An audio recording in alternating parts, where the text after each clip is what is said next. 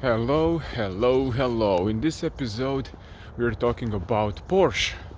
Yeah, the car dealer company, uh, business, and what they are doing in Croatia. Well, we'll not talk about cars, but actually about something a little bit different what they are doing here. But before that, in our talk today, Goran Kovacevic is going to talk about music. Yes, it's interesting talk we have today. We're going to talk about music, about earthquake as well, and his GoFundMe campaign to help people. Immediately he set it up, and as he is in a business department of his company, and he has experience with all kind of stuff, it was really cool to see how to use that knowledge, how to use his influence in a way to set it all up, and to have people rally around that cause to help people who are struck by an earthquake in a city of Petrinja, Sisak. Uh, you probably maybe even heard that. We mentioned that also in one other talks. So, interesting episode coming up. Like I said, even we're gonna talk about music and Porsche, because at this time, if you're listening now, not in the future, at this time in Croatia, it's interesting stuff happening with big companies and small startups. Welcome to Startup Rant.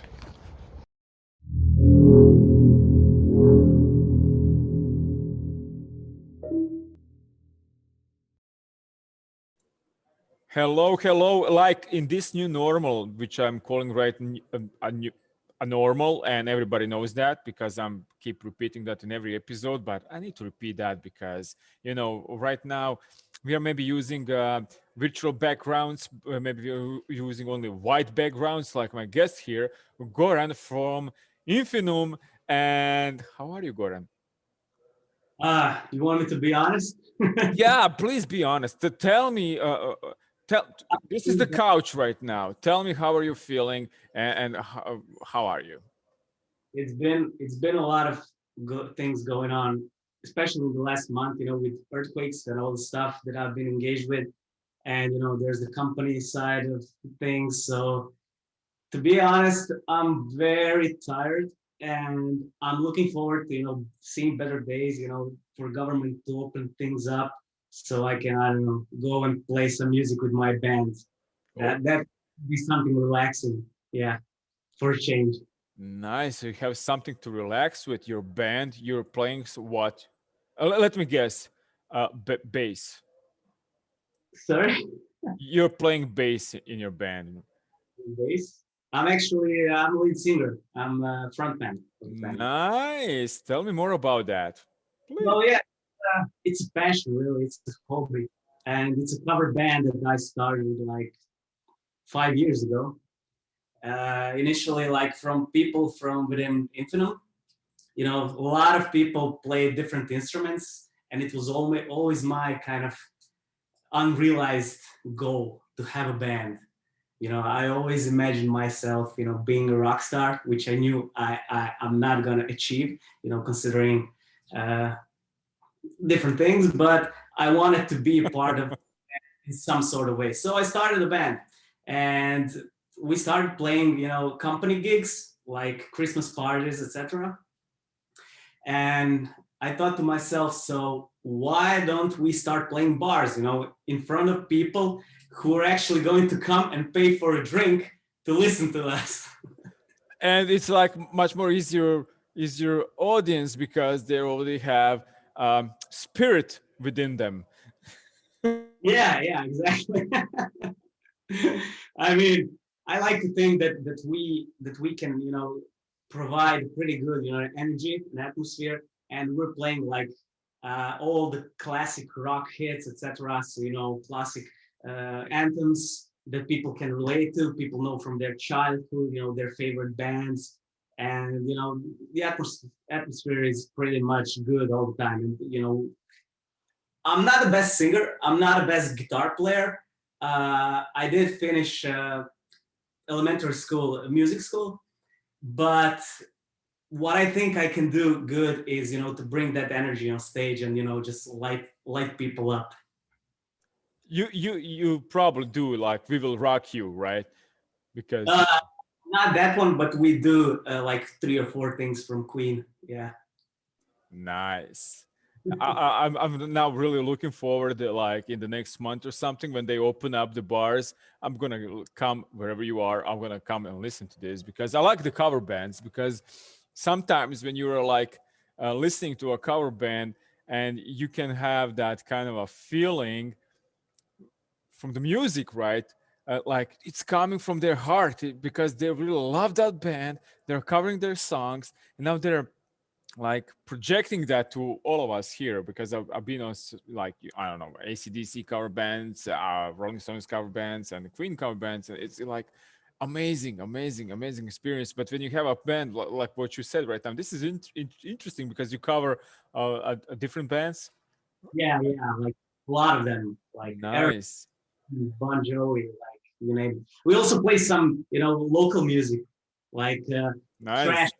90s trash Croatian stuff, like Dennis and things like that. In IT business, there's this song Yeah, that's there's very that song. Please explain to everybody right now who is listening to this podcast, or watching this. Please explain Dennis and Dennis song, which is the anthem of IT community. I will not do it. Please. it's called the program of your computer. So that's what it's called, like literal translation. And for some reason, people like college students from Zagreb here, from Faculty of Engineering, whenever they're out and that music plays, shirts go off. I don't know why. Uh, Combination of booze, combination of programs and computers and IT stuff. That's their song. So every time we play it, for our for the company, like Christmas parties, like it's totally wild. Yeah, Matrix 4, a movie, is coming up. They're recording that. I think if they want to use that song in a trailer just for this part of the world, they're going to have like not million, but billion of views, because people will just put that on the loop all the time. We actually made that movie like on What? yeah this specific kind of topic. So why do people do that? Why they take shirts off when this it's something crazy in the air. And it's like 10 minutes movie. You can find it. And Marina Perezic, who is the lead singer, Dennis, she's the guest and the producer of the song. They're all like, we all interviewed them. So Uh-huh. they like how it became what it is. It's definitely phenomenal. So this is like a startup podcast, and we're right now talking about music, which is fine. I'm a movie buff, so we can talk about movies all the time. We can talk about music all the time. But but I must say this is really incredible, because you even got her, like, I don't, from people from not from Croatian part of the world, Croatian part of the world. They don't know who she is, what the song it is, but I can bet there will be some. Um, Magic on the YouTube right now for that song. Somebody's going to try to find it. Got her to talk about it. We actually got her as a guest on our show, on our concert, and she played with us. She played with my band on stage. My God. Do you have a recording of that? We're going to put that link. We're going to put that link. We're going to put that link, man, in description of this video. We're going to put that there, because I think like people want to see that. A lot of nudity involved, so I'll need to get back to them. Okay. But back to the company that you're working at, and you're playing on the Christmas, Easter, and probably New Year's Eve, and all the other big events on the company.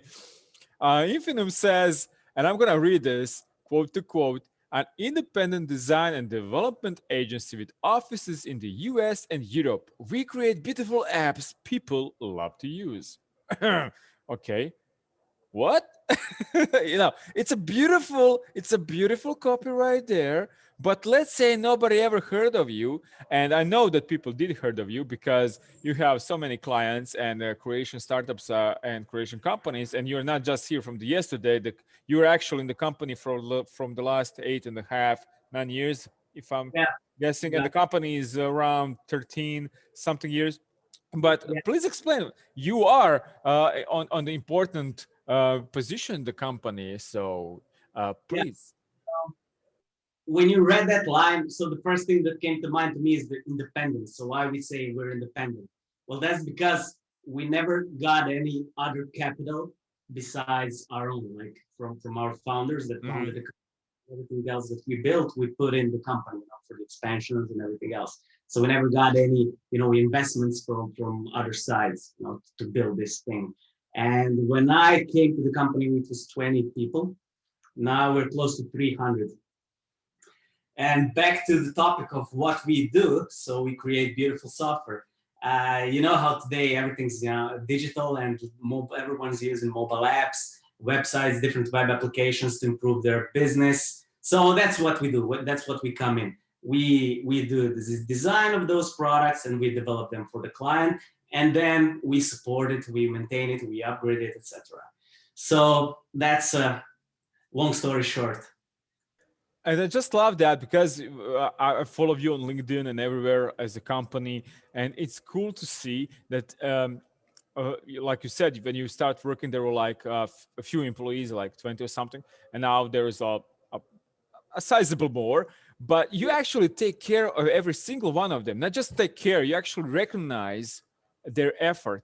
And I saw this beautiful Oscar, like, in the movie business, there's like Oscars or Tonys in the music business, like in the movie business, Oscar. So you have this kind of little awards that you actually give to people for um, like, I don't know, 5 years or something. I cannot remember exactly. It's really something that I don't know. If I would working for you, I would like. I just need to push a little bit forward because I want to get that a little. It's a dog.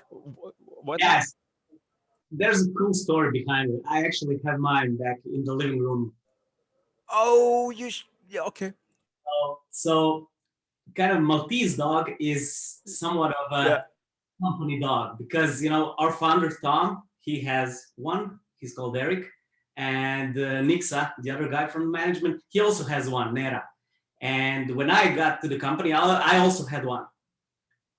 So there was like out of 4 or 5 dogs in the company, 3 were Maltese, and guys had one. So at one point they came to an idea, so why don't we recognize the people's loyalty and what they did for the company, and when they reach a 5-year milestone, we're going to give them this Maltese Oscar, as you call it, which is actually a 3D print.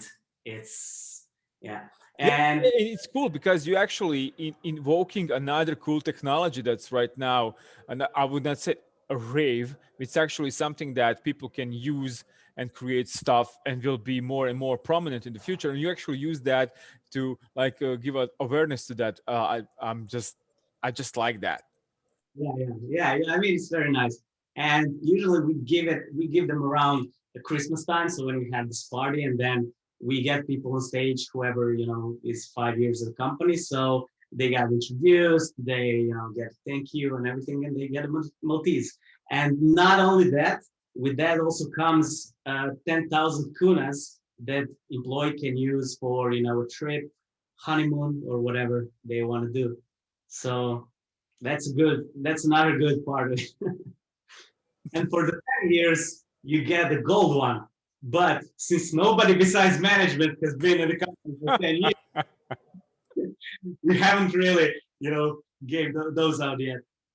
But I think this year or next year we'll They're probably. coming. I believe like they're coming right now. The people are gonna show off with those on all the cool social networks. Beautiful. Now we are a startup brand here, and I talk about something startups becoming a companies or whatnot. I'm gonna jump a little bit to, because you mentioned him, Tomislav Tsar. He's a great guy. he started this. Uh, would you say that Infinum was a startup, not just in that regular definition? What was the definition of a startup? It changes a lot. I changed that a lot even for my startup. My startup was like we bootstrapped, we got some investment, and we were working. But that doesn't actually means that this applies to everybody, because a startup can be a company started with the money, influx of money or bootstrap money, but actually to rise from zero to like some amount of people to some amount of products or something like that. And there's a lot of involvement of the human effort beside that. And I'm really glad that you actually uh, respect that without those awards, quote unquote, because you're not respecting like, oh, you're rewarding people that are here. You are rewarding that they're actually doing something for the growth of the company. And would you say that for a startup, for the company, the growth of the company depends on the people in the company, or just on the sales? Now, I got that money, kind of money, millions. Yeah, I mean, I think it's all about the people, and you brought up a good point. Like, is Infinum a startup? Like, not anymore, obviously, but was it a startup when they started out? Like, by definition, a startup is, a business that's setting up something for success or failure, and Yeah. usually what people consider startup today is related to IT, but it doesn't need to be related to IT. Hmm. Any new business can be a startup. Like, I was watching season 1 of Shark Tank recently. Okay. It's filmed, what, 12 years ago, season Yeah. 1. Yeah. And the people that came in there, so none of them had an IT business behind them that they pitched to those sharks.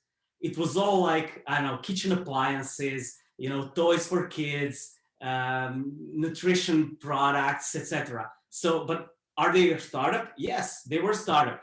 Only today we consider startup that's something related to an IT business, which doesn't still necessarily mean that it is.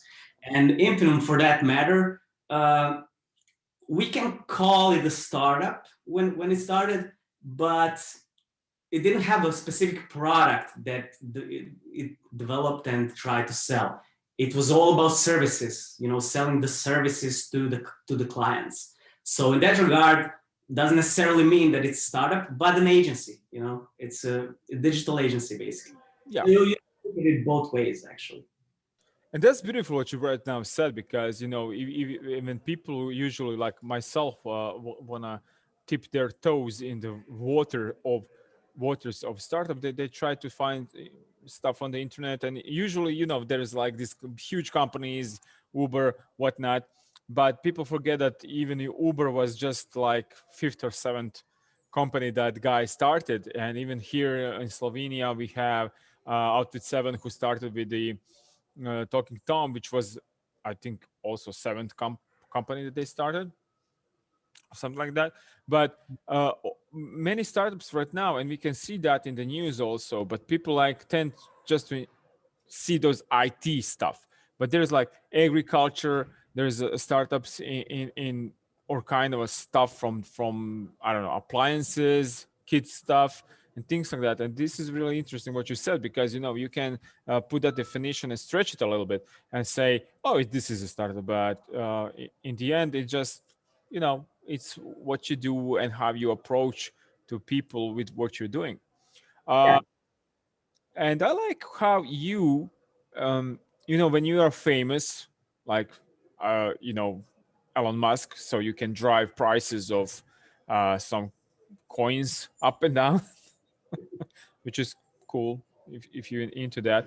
But I like how you approached one thing, and that was more imminent thing, and that was like for all our listeners and viewers here. I mentioned this in several other talks that Croatia was hit with the earthquakes. Like 150 years ago was the biggest one in Zagreb. And then this happened. Sorry, I coughed. But there is also one in the surrounding area of the Sisak, Petrinja, and these little cities that you actually hail from. And you actually immediately uh, um, jump, jumped and seized that moment, not for promotion, not to say, oh, we're going to do this and that. You actually took matters in hand and you actually did something. Um, and there was like, there was a pandemic here, lockdown, or whatnot, but you actually did something that you can help people here. Can you explain how that came to be? Yeah, so I mean, it happens to be that I'm from Sisak. I was born and raised there, and there's the city that was struck with this earthquake. And unfortunately, I know this area, and I know that it's probably the poorest area in Croatia, considering industries and income, etc. So I know that people are struggling, and when this thing happened, like it was just terrible news. And fortunately, my parents and my relatives over there, they're all fine, and their houses are fine. But there are a lot of people from the nearby villages that the people lost their homes, and it was just a mess. It was very sad to see. I went there day after the earthquake, and when I saw that terror in people's eyes, they were just so lost in the moment. They didn't know what to do next, where they're gonna sleep, what they're gonna eat, how they're gonna continue their lives. It was just, I don't know, a moment where I just felt that I needed to do more.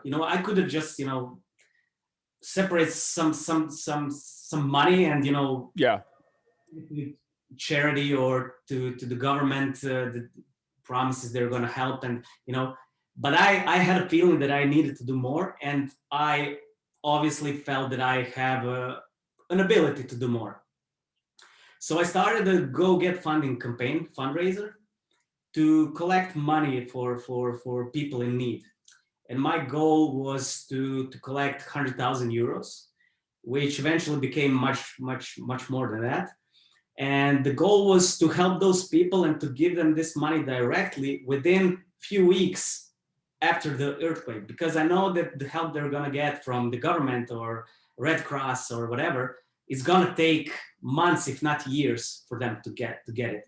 Yeah, So deployment will be there, but after some things from you know paper wise side are done, and what you did, you said, no, let's try to do this immediately. so I put up online this fundraiser, and I wrote a story how I'm from CSAC and I'd like to help the people, and I invited everyone to join in and donate. I also promoted the hell out of the campaign on Facebook, different groups involved, my peers from the company, business, network partners, acquaintances, everyone I knew basically. And the word got, spread across, and all of a sudden campaign got the life of its own. I didn't control it anymore. So people started, donating like hell. And in 2 weeks, we collected 150,000 euros, which is a little less than $200,000. And I decided that it's time to close it out because it slowed down. The pace, like you mentioned, everything's like after a while, media doesn't follow it anymore as much, and everything's settling down. So I decided it's time to close the campaign and to start, giving money to the people. So yeah, there were a lot of different, obstacles in that, because I didn't want to get that money on my personal account because I didn't want to deal with IRS and Yeah. taxes for it. So I had to find a charity that I could verify on the platform, so the money could land on their account, and then this charity, they have all the other approvals and documentation that they can transfer that money to people in need.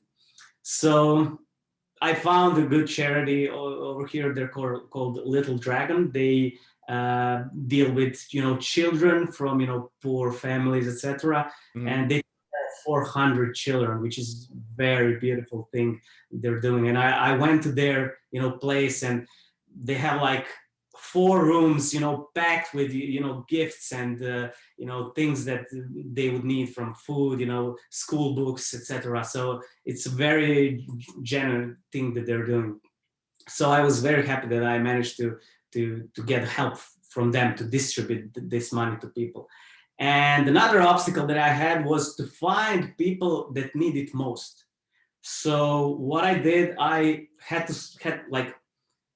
got 200 messages a day just from people who were saying, I need money, I need help, or this is my neighbor, he needs money, he needs help. I know this guy, they need help. So it was a mess. So but I wanted to focus on 10 to 20 families that I can help out. Because if I want to help everyone, then I'm not going to help anyone. Because, Yeah, you're not money that you can help everyone with a significant amount, So my goal was to, give a significant amount of money to 10 to 20 families, depending on how much money we collect in the end.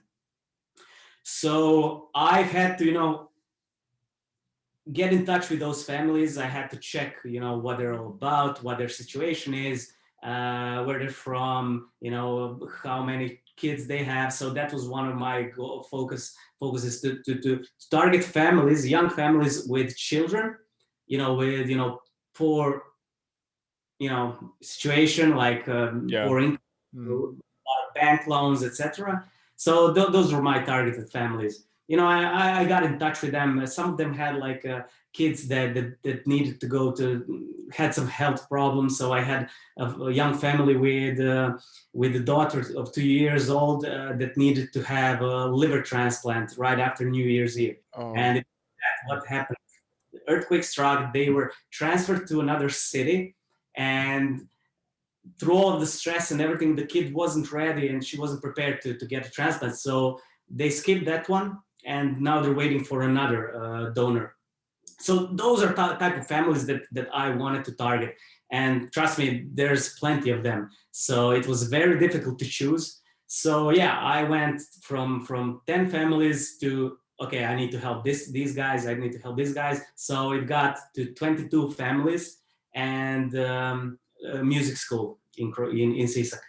So those are accounts that I actually paid out the money to. So, and 1 month after the earthquake, we managed to sign all the contracts, and transfer the money to their accounts. And that's how I can say, the goal is achieved. They got a very significant financial help directly to their accounts within 1 month since the earthquake happened. And the government, people are still waiting. The jury is still out. But yeah, I did my thing. I did my job. I don't know. I feel like I'm blessed with this opportunity. Obviously, God said that, this is what you need to do. You have the ability to do that. And I'm quite happy to take that sacrifice, in my life, because, I do live very blessed life, and I'm happy to be able to help, people in need. So, who are we if we don't help, our neighbors, our brothers, sisters? Like, what our lives are all about if we don't do that first. So yeah, that was my thinking, and that's how it all happened.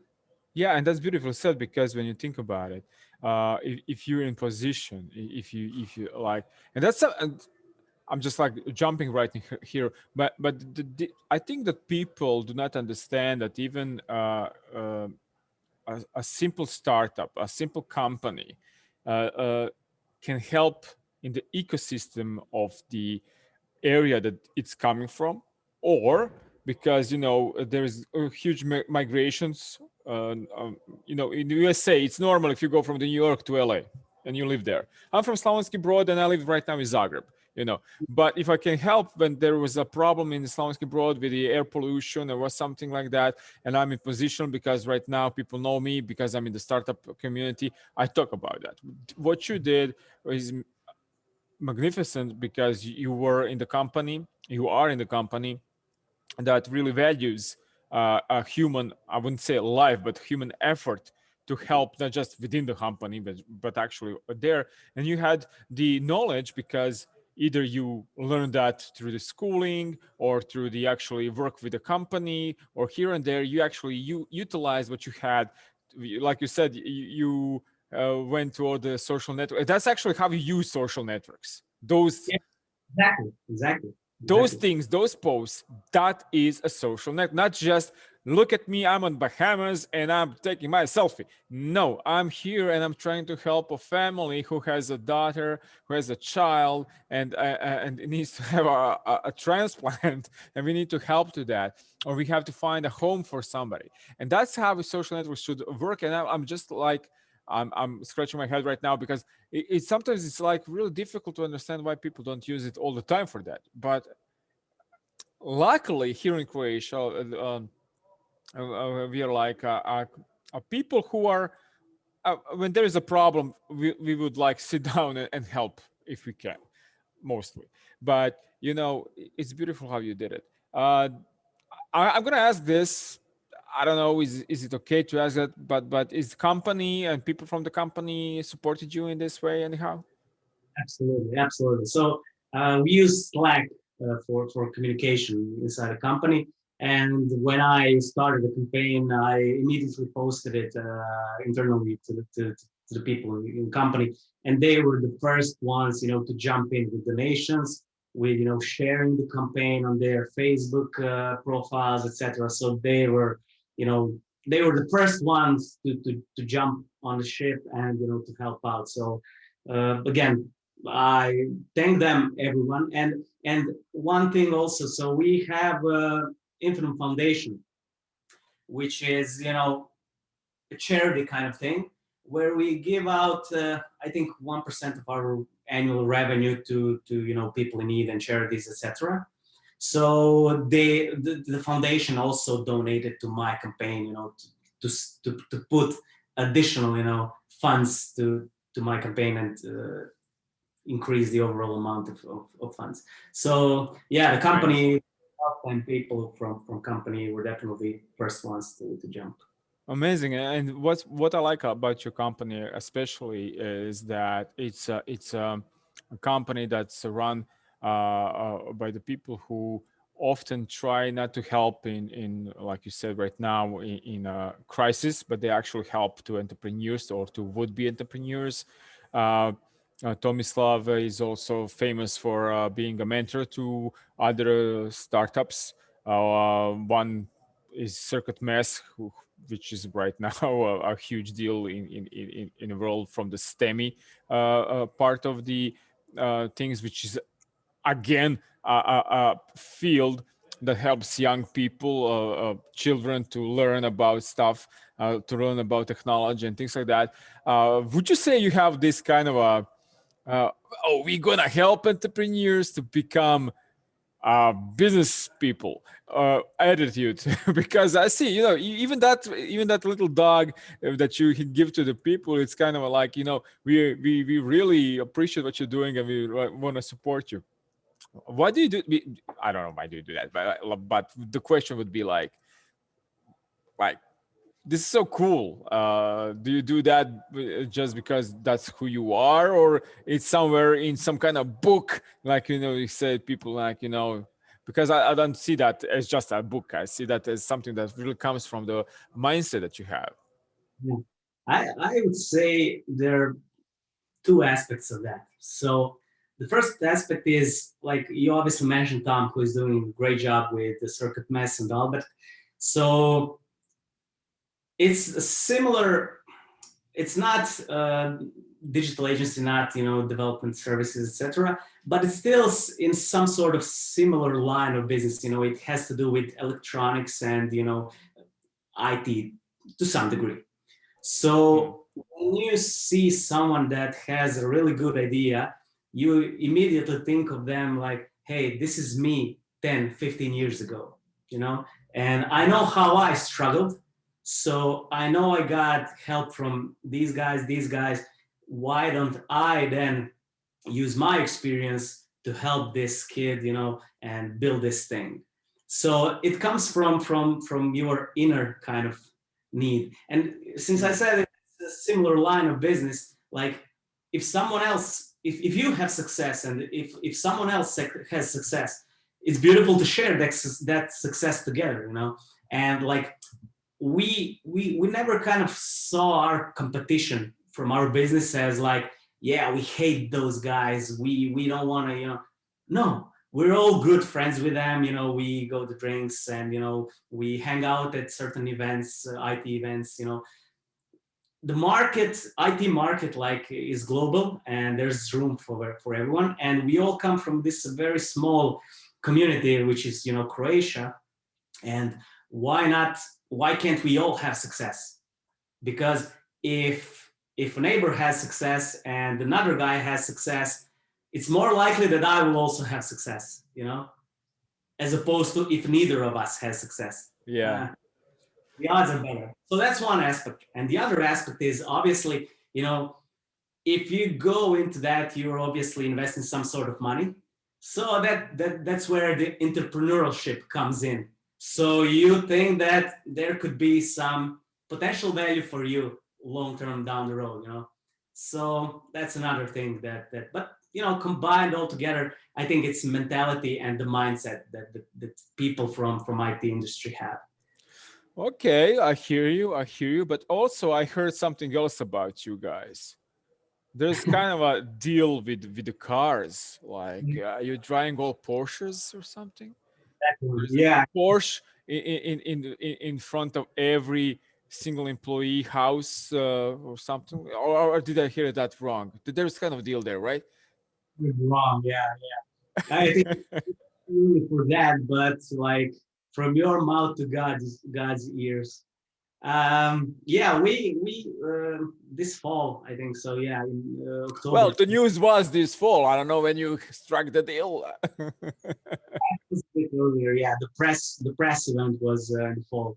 So yeah, it's the negotiations with Porsche Digital started late 2019, and it took almost a year to you know to for everything to get settled, you know, to figure out the terms, the contracts, etc. But a little bit, you know, of a backstory. So as you know, Porsche is already working with Rimac, Yeah. and Yeah. they were looking to kind of have a digital hub, you know, software development hub in Croatia. And Mate Rimac, he recommended Infinum to them. So our management, you know, had discussions, and, you know, they seemed to hit it off, you know, liked each other. They liked what we represent, how we do our business, and figured that we could work together. So we set up a partnership with them that we would open a company together, which is called Porsche Digital Croatia. And the plan is for us to hire 100 people for this company in the next 3 years. And from their end, they're obviously putting in some sort of funds and investment into that venture. And what we're doing is two type of projects. So one type is projects for their kind of internal things like quality control, you know, Okay. stuff, research and development. And another part of projects is consumer-facing projects like user experience, user interface, apps, maybe infotainment some days. But there's going to be multiple aspects to this whole cooperation, and so this company is going to work on their products. We don't drive Porsches yet, but I think Nixa, the bearded guy, so he will be probably the first one to drive one. He's the Uh, biggest fan.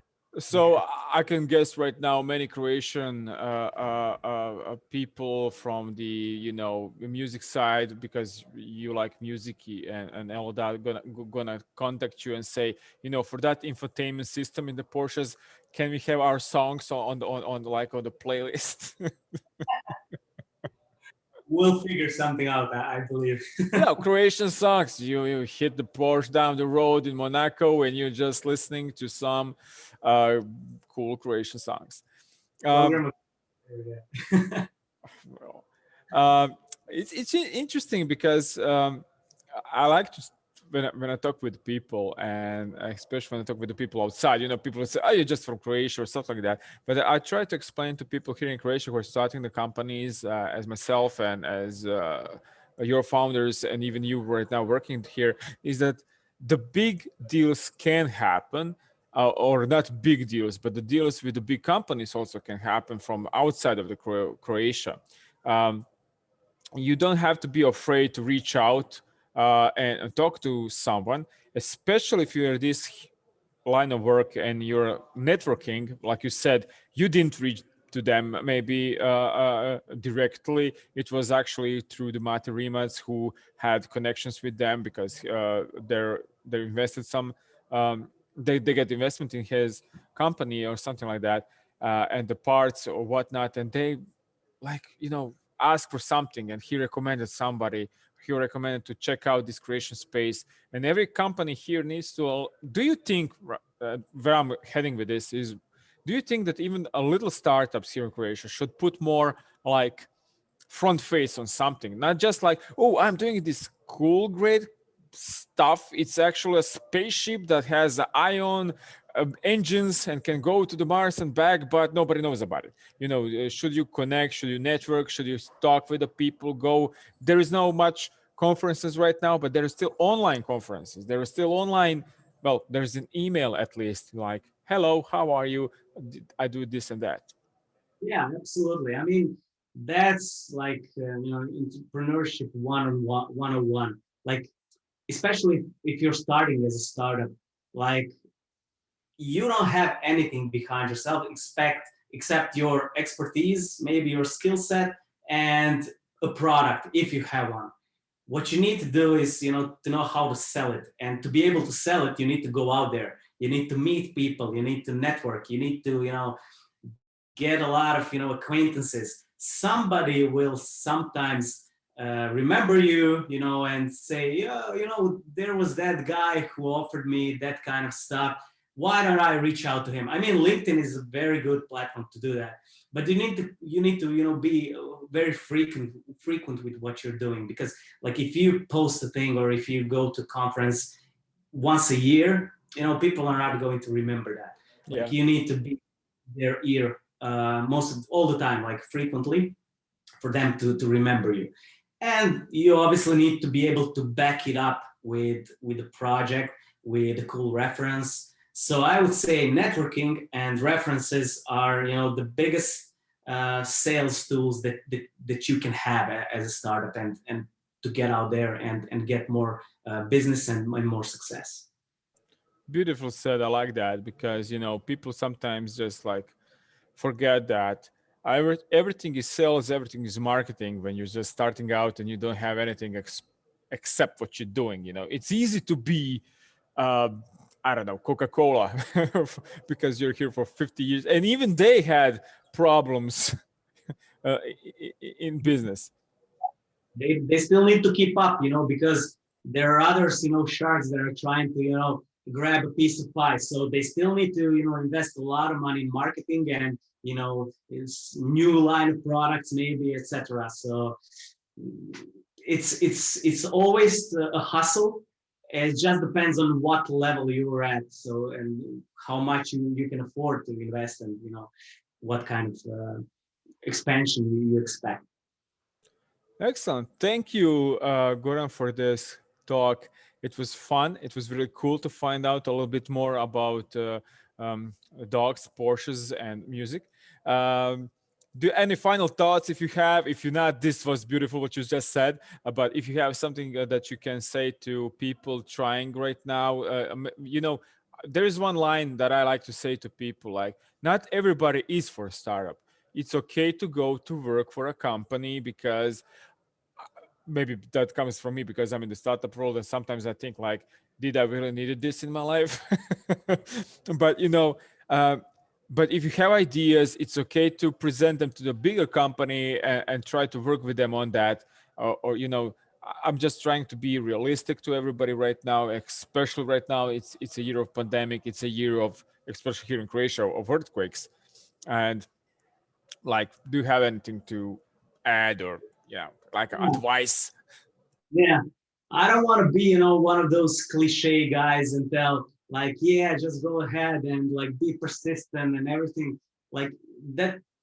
Obviously, you should be persistent and you should, try your hardest and whatever. But like you said, it's not for everyone. And I would encourage everyone to try, but recognize if it's not for them when it's time to stop and maybe put your focus on something else. And that's pretty much it. But like back to Shark Tank, like when they present those pitches and ideas and they offer, I don't know, 10, 15% stake in their company for hundreds of thousands of dollars, and they're just beginning, and then they're telling them, but your company valuation is not as much because your sales don't back it up. And what they get is emotional. They're like, because they know how much time and effort and passion they invested in it, but it's not realistic, and people need to be realistic. When it comes to business, it's, sometimes it's cold, hard truth, and you need to be able to learn how to deal with rejection and obviously stress, but be realistic. Like if it's not for you, you need to know yourself and you need to know what is the best thing that I can do in my life and be most effective and get best results. What you should stick to, and it's easy as that. Beautiful said. Beautiful said. Thank you, Goran, for this call, for this talk, for this little chit chat on Startup Rant. And I hope we'll talk soon again to see what Infinum, what you are doing, and maybe to have a little bit of recording of you playing, and maybe a dog, and maybe a gold dog, and maybe how far are you from that gold dog? Year and a half, something? Yeah, year and a Okay. half. Yeah, something like that. And Porsche, how far are well, we're not gonna dwell on that. Okay, thank you really, thank you for this call and this talk. Thank you, and I hope your audience enjoyed it, and I'm looking forward to seeing you again sometime. Bye.